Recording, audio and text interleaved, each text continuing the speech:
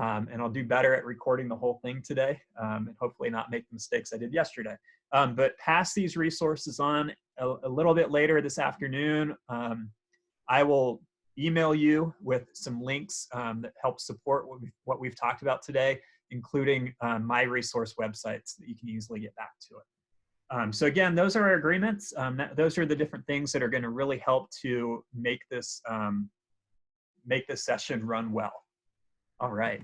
So continuing on, here's a quick glimpse into where we're going. We're going to start off with an overview of what Sites is. We might spend some time. I'd love to hear from you about different ways that you could imagine using a Google site. We'll kind of crowdsource that. Then we'll look at the features, and this is going to be the majority of our time together is being hands-on with building. We'll move into some different challenges, and really it's one main challenge, but you can take it many different ways once you get there. And then finally, we'll wrap up, have a little debrief, and run into our feedback and so forth. But again, that's where we're going in our time together today.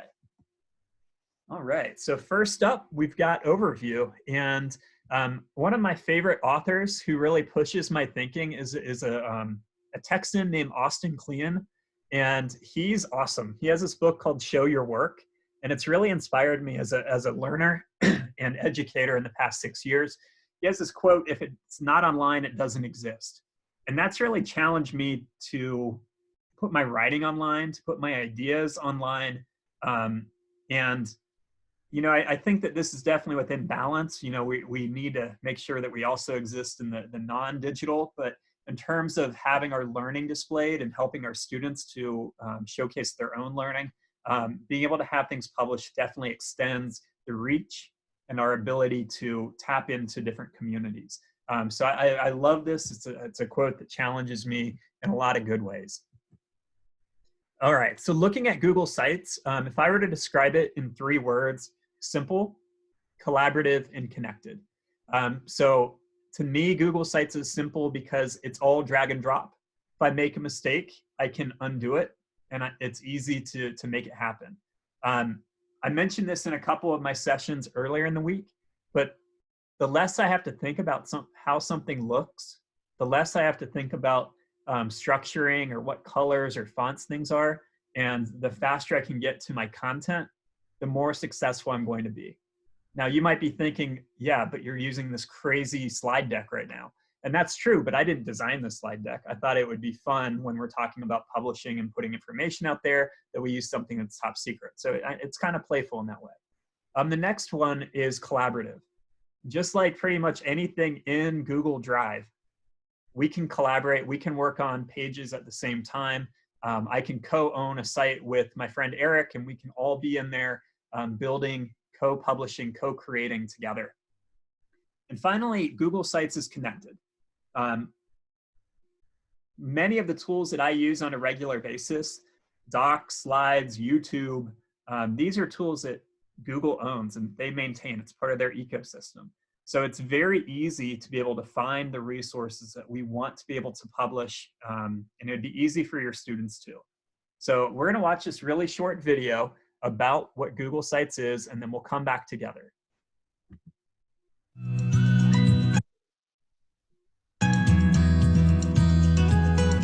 Google Sites is a collaborative tool that allows you to easily create websites, host course curricula, and publish content to the web. You can create a class site to share materials and course information with students, parents, or student guardians, or have students create their own e-portfolios to showcase their work. And Google Sites integrates with Google Drive, so you can embed files for a polished final look.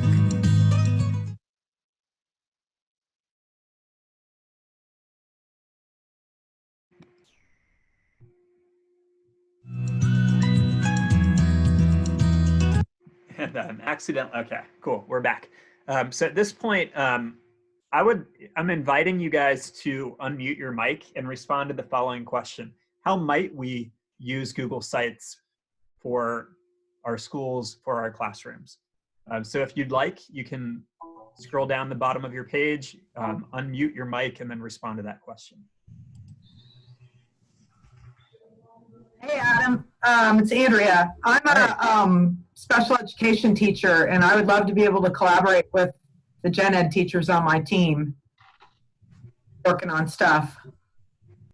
To me, this is a perfect platform to be able to do that, regardless of where the different materials that you're going to be putting in here, where that those different types of content come from. Sites is an easy way that you can all work together on that. Thank you, Andrea. Anyone else want to share out? Yeah, Yes. Adam, I created sites over the lockdown with the distance learning for students to showcase the creative work that they were doing to wrap up units of literature, and they loved it. They loved looking at everybody else's work and laughing together. It was very positive and easy. So, thank you, Susan. I love that. So when I think about publishing student work, there are kind of two different routes that we can take, right? We can publish it where all of the work is on our site. And I've definitely done that before, where we might have, here's a project and everybody submits their artifacts, or here are short essays and everybody turns it into me, and then I can publish that entire Google Drive folder so that everyone can go in and read the different work. Or we can have our students where they each make a simple website, and I might link to those pages so that other people can go and see them. So a few different ways that we can really help to support our students being able to look at each other's materials. And there's a lot that can be said about making it more authentic by having it online. And that goes back to the quote from Austin a little bit ago. So let's hear from maybe one more person, and then we'll continue on. Okay, Deborah Carter. Hi, Deborah. When students make portfolios, the portfolios can also show their growth over time. Absolutely. A couple of years ago, so I've been a big fan of portfolios for a while. I'll post in the follow-up email. I'll send out a link to a podcast that I recorded about student portfolios a couple of years ago.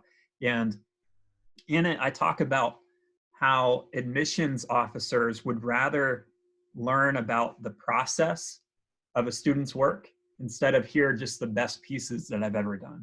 They get more insight about who that student is by seeing the entirety of one or two projects instead of the culmination of 15 projects. So encouraging our students to be able to document every step of the way. And to go back to what Austin Kleon was saying, he really encourages people to post something that they've done every single day. And that helps to build a community. It encourages accountability. So if I'm not posting, whether it's on TikTok or it's on Instagram or it's just on my website, if I'm not posting on that day, people might start saying, hey, is everything okay? And reach out. So there are a lot of different ways that we can find our online communities through posting.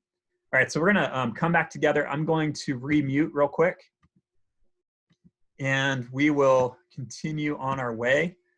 So to get started with Google Sites, there are a couple different ways that we can do it. You can make a site from Google Drive. You can head to sites.google.com, or if you're trying to be real slick, you can just type in sites.new and it'll create a new one for you. Now on my screen right now, I'm walking you through how to do it from Drive. For me, this is where I typically go. So if I'm trying to make a new Google site, I would go to New. Might take a moment, then More, and it's hiding out in here. So now I've got Google Sites.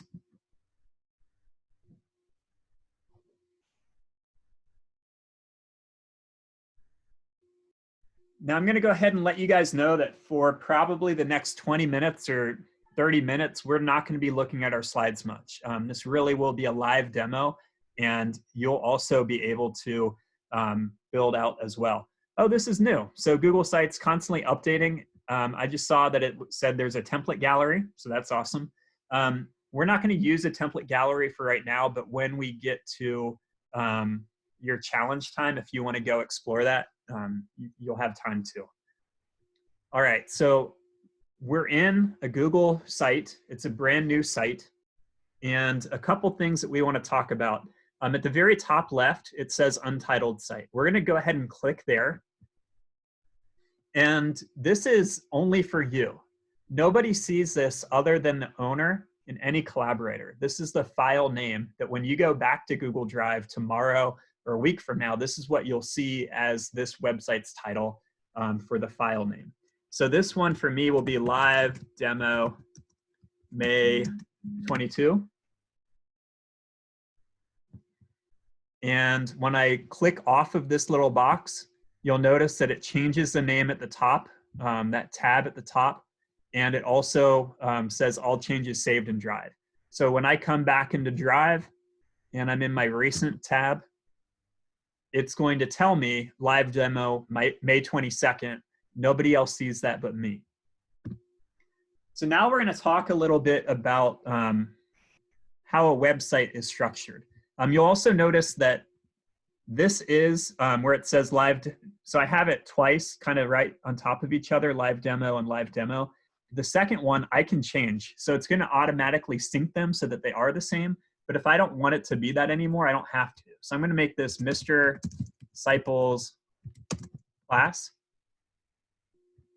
And this is what my viewers would see. They wouldn't need to see live demo May 22nd. So I can make those work for me. And this is the name of my website. So talking through the difference between a website and a web page, a website is a collection of one or more web pages, okay? You can have a website that is only one web page, and a lot of people do, and they look really great. For our time together today, we're going to make a website that has at least 3 pages. Later on, you can hide some of those extra pages if you want. You can delete some of those, but for us, we're going to have at least 3 web pages on our website. So now that we have our file named, we have our site named, we're going to start looking at our web page title. So in this middle box, it says your web page title. What are some things that we might name this first page? You might call it home. You might call it welcome. It might be, again, Mr. Seipel's class. When I was a classroom teacher, I called it Seipel's Space.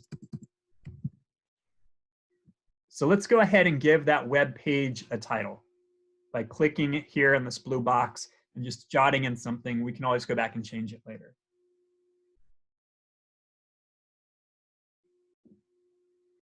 All right. So now we have a file with a name, we have a website with a name, and we have a web page with a name.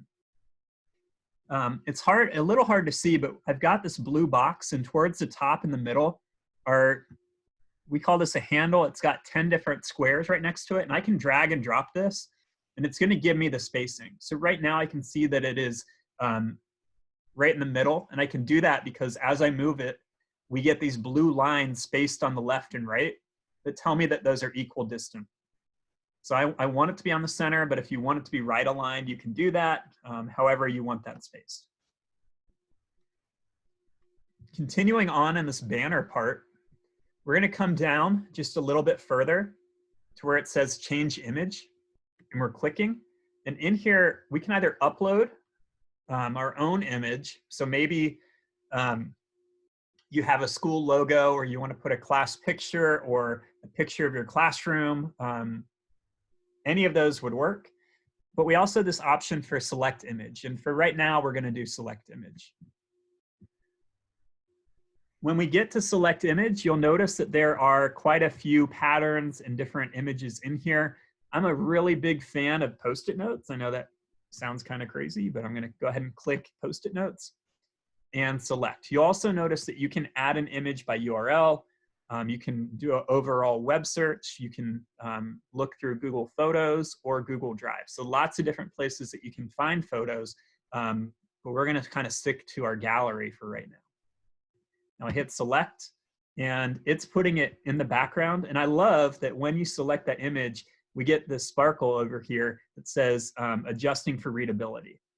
And so with that, it's making it so you can actually read the text. I know sometimes we might have white text and a light background. It can be really hard. You can also switch it, but I like how it looks to kind of fade the background. Makes it look pretty professional. So at this point, I have learned how to change my image. If I ever want to go back to the original, I just hit reset. But now we're going to click where it says header type. So there are 4 different header types, and we'll talk through them pretty quickly.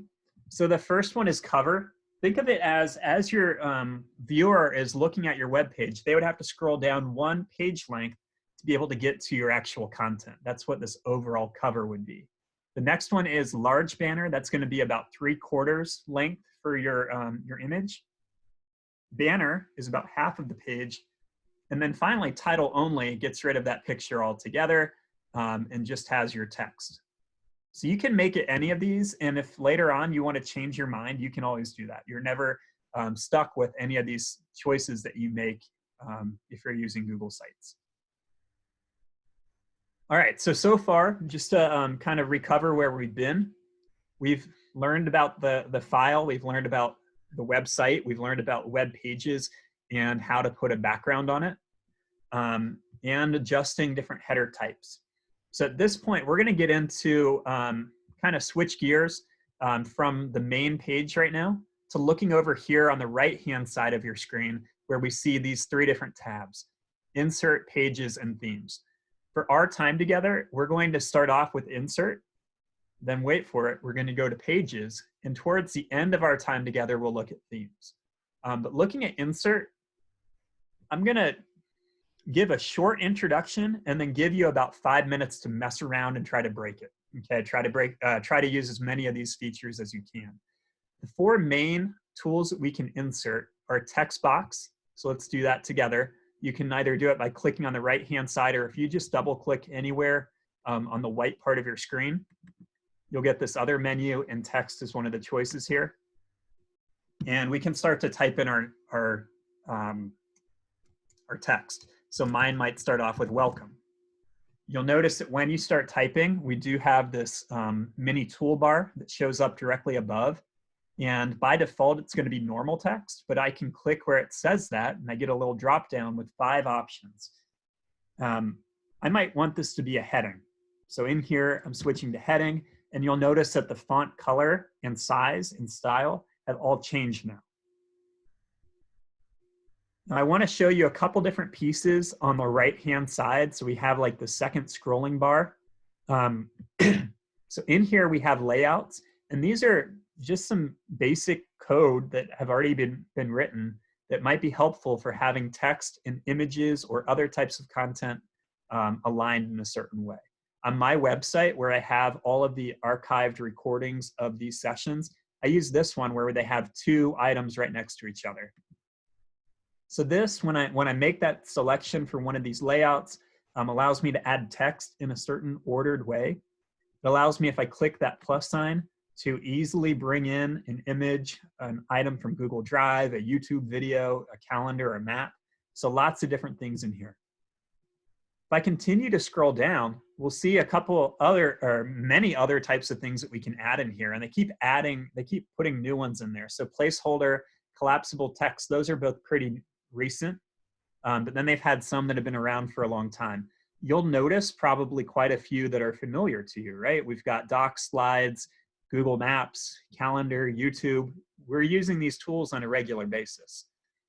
So what I'd like you to do, we're gonna, again, spend about 5 minutes. It's 2:55 right now. My challenge to you is to add as many types of content, to insert as many types of content as you can in the next 5 minutes. At any point, if you run into a question, you can unmute your mic, ask your question, and we're here to help you. But let's go ahead and try as many things out as you can. You're not going to break anything. Do your best. Does that sound good? All right, so go ahead and try things out. Again, you can unmute at any point if you have a question.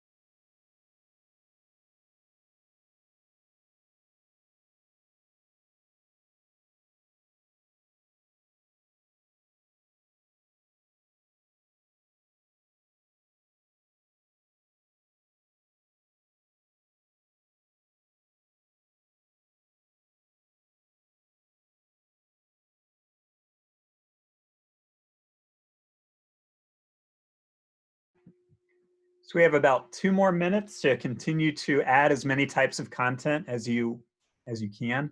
And again, we'll come back together in just a few moments.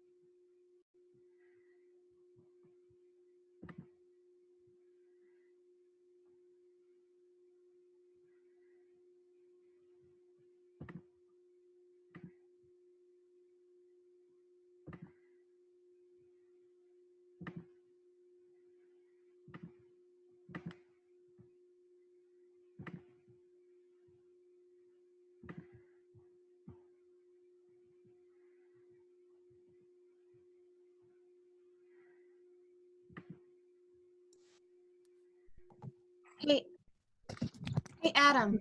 Yes, Karen. This is Karen. Yeah. So I was wondering if there was a way that we could put, and I see the buttons feature, like Mhm. maybe across the top right where you've got the banner.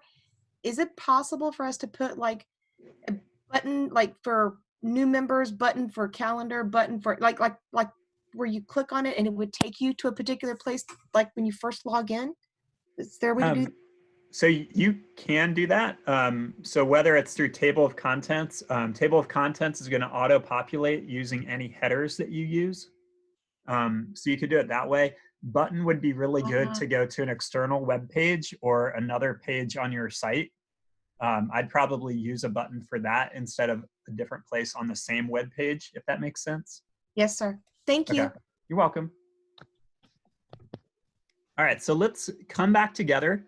And at this point, I would love to hear from a few different people about what were your successes? What were you able to try out? What did you discover as you're messing around with adding content?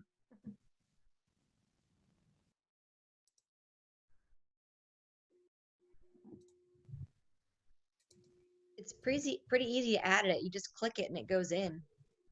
I know, right? Like, it's so simple. Anyone else? That's what I was gonna say. I can't believe how many things I can just put onto this page so easily. Absolutely. If you go back to my 3 words that I used to describe it, we said it's simple, it's collaborative, and it's connected. We haven't done the collaborative piece yet, but I hope you take my word for it. But you keep going back to simple, and I really think that's the biggest thing. Hi. Would anyone else like to share? Go ahead. Yes, I love how you can insert the YouTube video for the children because I Mhm. work with early elementary, elementary students, Yes, ma'am. and they really enjoy that. I'm sure. Absolutely. I know that's how my son, my 7-year-old, loves to learn that way. And I love to learn through YouTube and images as well. So I definitely, that makes sense to me. Yeah, oh, sorry. Go ahead. I was just going to say, I work with a kindergarten teacher. I'm a title teacher, so this is really new to me. I think I put it in my feedback to you, but I want to learn. But Mhm. she uses like sight word songs from YouTube to teach the kids sight words, and it is amazing how quickly they learn them. I'm sure. Yeah, music is a great teacher. Let's hear from maybe one more person about your experience adding different types of content. Go ahead. I have no idea what I'm doing. This Okay. is my first time to do any of this.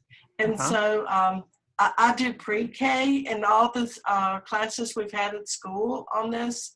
I have not been included in any of it for the past 4 years. So Okay. I am brand new to all this, and this is off. I don't really know what I'm doing, so I'm watching y'all to try to learn. Mm-hmm.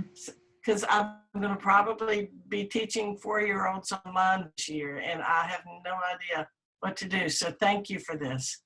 You're welcome. Did you try any of this out on your own during that time? No, because I didn't know how to do it. Okay. I didn't know how to, when I clicked on things, it didn't do anything. Huh. Okay. Well, I'm sorry about that. Please be comforted that you will receive the recording of this video and a ton of video tutorials that you can go back to and watch to help you to build as we move forward. Sorry about that. Yeah, I'm on my, that's okay. I'm on my home computer now with, which is a Mac. I also have my school one that I brought home, but it's not connected right now. So if I have this video, I can try it again at home, looking at the two together. Gotcha. If Okay. that makes sense. It does. Thank you. You're welcome. All right. So I want to just quickly run through the different types of content that I added during our time. And, you know, part of that time I was responding to questions. So really it was in about 45 seconds I was able to add this in here.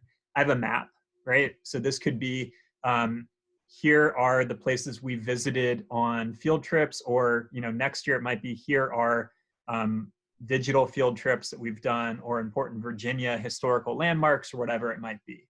And I can add that directly in here. I can collapse my text and be able to hide things. Again, that's a newer feature. I added a calendar. So if you're using Google Classroom, it automatically makes a calendar for you, and you can embed that on this site so that parents can see any upcoming assignments that are happening. Simply by going to your website, they can subscribe to your calendar and have all of those notifications. Continuing down, you'll also notice that we have our slides in here. And my kids don't need to download anything. They don't need to go to another page. They can just look through them here, interact with them here, and it makes it very simple. And finally, I put my YouTube video. So here is, instead of taking them to youtube.com and they have all the advertisements on the right-hand side, all of these other distractions, I can put it directly on my website and they have the content that I need them to have. So again, lots of different ways that we can engage with this. I want you to, you know, just be comforted that it's simple. And if you ever do something that you didn't mean to do, you can either do Control-Z and that will undo, or at the top of the page, we have these undo last action buttons, and you can, you know, take care of any mistake that you might have made, even the happy, friendly mistakes that we do.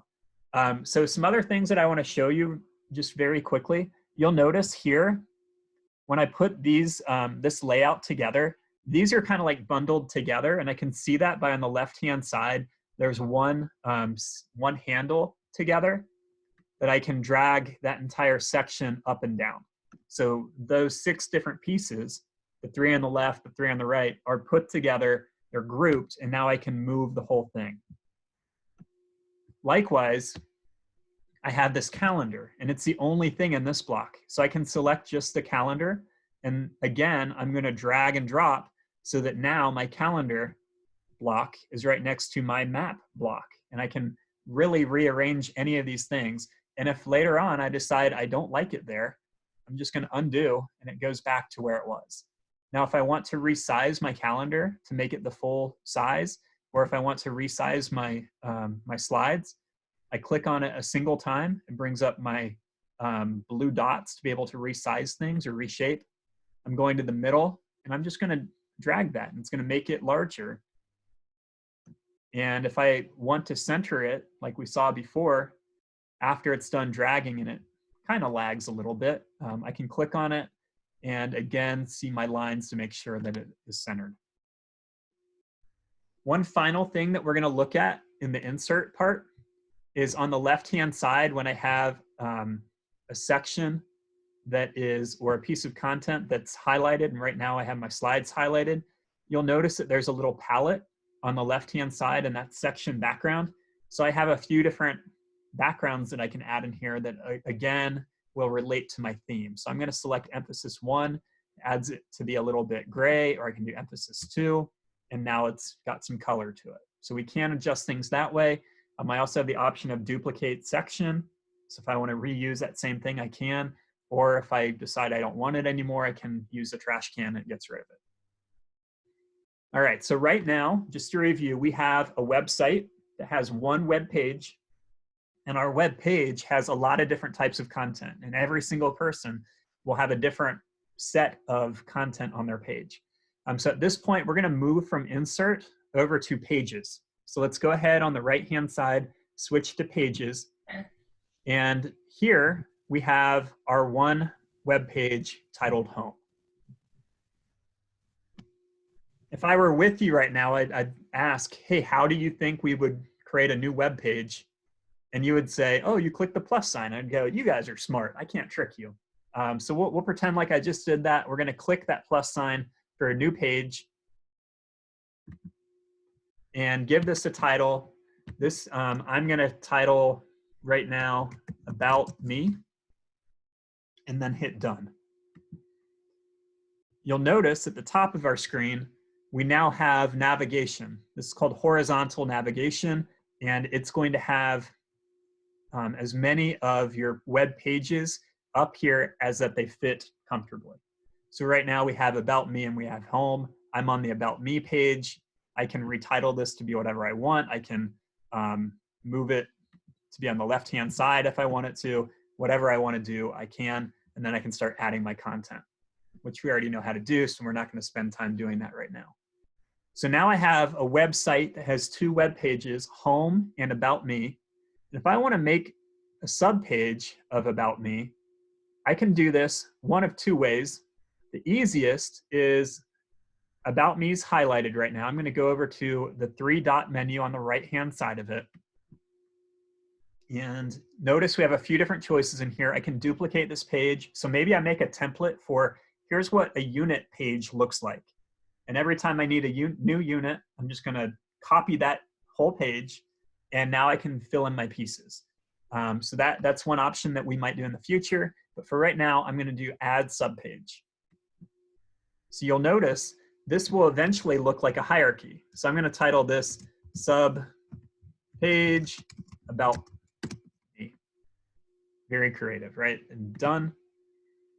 So now on my right-hand side, we have a website, right? With three web pages, Home, About Me, and subpage About Me. You'll notice at the top of our screen, we now have this little arrow next to About Me, which allows our viewer to know, oh, there's a subpage there. If I hover over this, it's going to show me what those subpages are. If later on, I no longer want this resource to be a subpage, all of this becomes drag and drop. So on the right-hand side, I can click and move subpage About Me away from being a subpage by moving it so it's this full line on the right-hand side.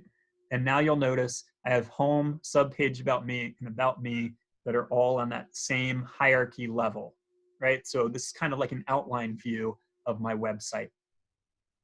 Likewise, if I want a regular highest level page to become a subpage, maybe we're done with this unit and I'm going to put it into my past unit web pages, I can click and drag it and place it into the folder of About Me, and it's now a subpage again.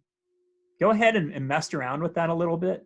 As we said before, you're not going to break anything by dragging and dropping these different pages.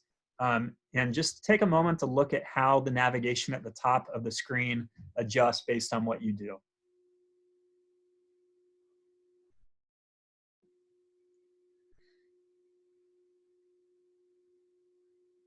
Okay, so now that we are comfortable with adding new pages and adding new subpages and how to organize, I want to show you how we can hide a page from navigation, and we'll talk about why we might want to hide a page from navigation.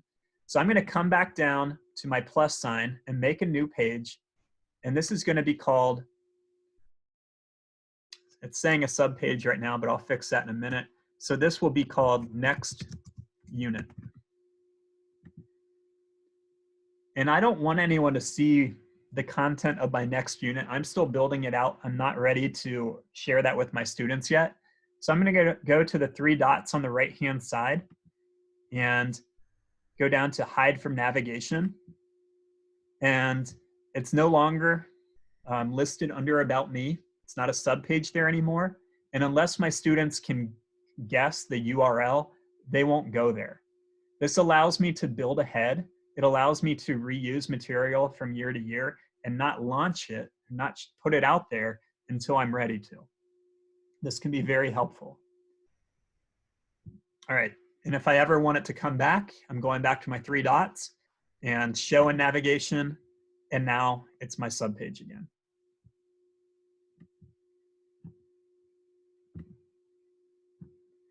Okay, so I feel like we're probably pretty good with adding content. We're pretty good with adding pages. And now we're gonna go over to themes. And themes are pretty. We like themes. I know some people might get lost in these, but they're also very simple. In fact, the first one is Name Simple. And this is gonna be very similar to Google Forms if you're in that session a couple days ago. And that if you click on any of these, so if I switch to Aristotle, it's going to change the aesthetics of my site, and that the text are changing, the fonts are changing, there might be other accent pieces that are changing, but the way that these themes work, they give me different accent colors to choose from. We also have a paint bucket so that I can add a custom one. So maybe your school has a logo and you want to use that color, or if you're a middle school teacher and your team has you're the black team, you can add black as your accent color.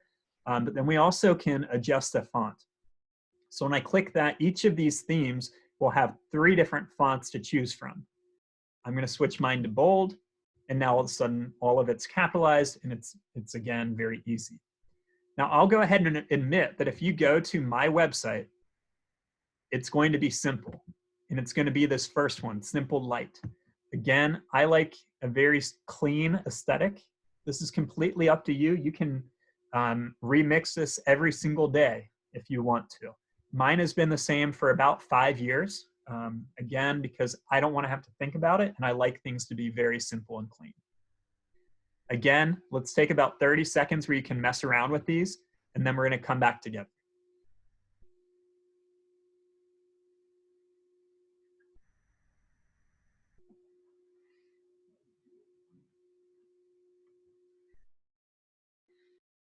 Okay, so far we've seen what the file name is, the website, web page. We've been able to add different types of content, add different levels of page, remix those, and we've looked at our themes to make the aesthetics look how we want it to be. If you want to see what your published website would look like, up at the top of our screen, it looks like there's a laptop and maybe a cell phone next to each other. This is our preview button. Let's go ahead and click where it says preview. And it's going to take away our editing tools, and it allows us to see what our pages look like. I'm going to click on home because that's where most of my content is right now. And as I scroll down, we can see the map, we can see my calendar, we can see the slides, my video. I do want to show that in the bottom right, we can change what type of device we're looking at and what type of preview. So now if I'm doing a horizontal mobile device or a vertical mobile device, I can see that. You should also notice that your navigation becomes the hamburger menu sidebar if you switch to mobile, and it does all of that coding for you. You don't have to say, adjust my web page for mobile. It does that for you. When you're ready to leave the preview, instead of clicking on one of those 3 options, we're gonna go over to that X to exit preview, and we're back to our editor.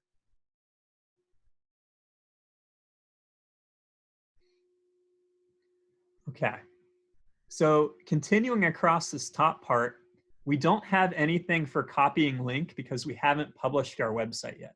So if we tried to share the URL with someone, they wouldn't be able to see it because it doesn't have a dedicated address at this point. We need to still do that.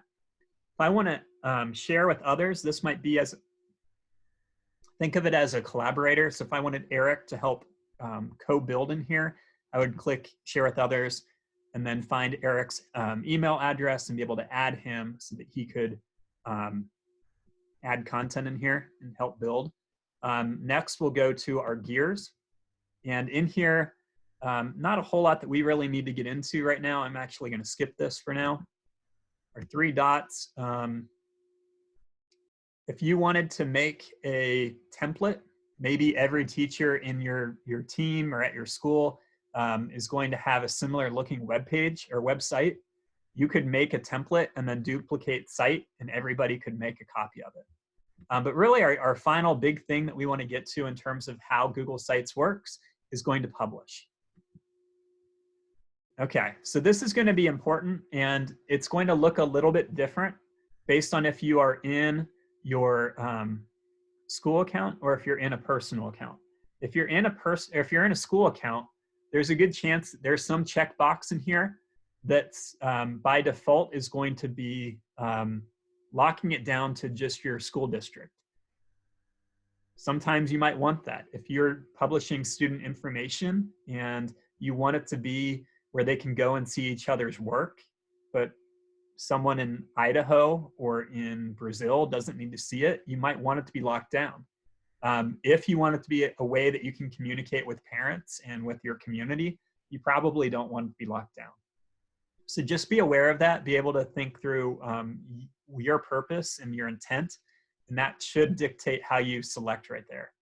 I'm continuing down, who can view my site? Because I'm in my personal account, it's defaulting to anyone, but I can click on manage, and this would allow me to say, I only want these particular people. Maybe you pick just the parents of your students, and now they're the only viewers. So that is an option as well.